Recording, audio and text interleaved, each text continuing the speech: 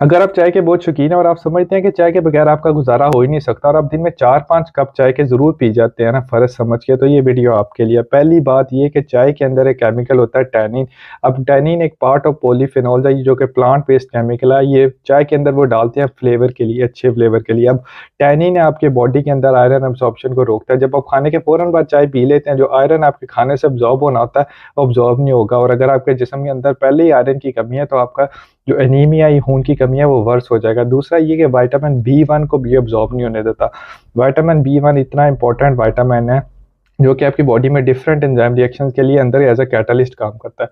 और इम्पोर्टेंट बात आपके मैदे के लिए बिल्कुल फ़ायदेमंद नहीं है। चाय के अंदर कैफ़ीन होती है जो कि ज़्यादा से ज़्यादा इस्तेमाल करने से आपको हार्टबर्न मतलब गैस्ट्राइटिस भी करवा सकती है। और कैफ़ीन का ज़्यादा इस्तेमाल आपको स्ट्रेस, पैल्पिटेशन मतलब हाथों में ट्रेमर्स और आपको स्लीप प्रॉब्लम भी कॉज़ कर सकता है। तो इसलिए अपने चाय के इंटेक को कम करें और अगर पीनी है तो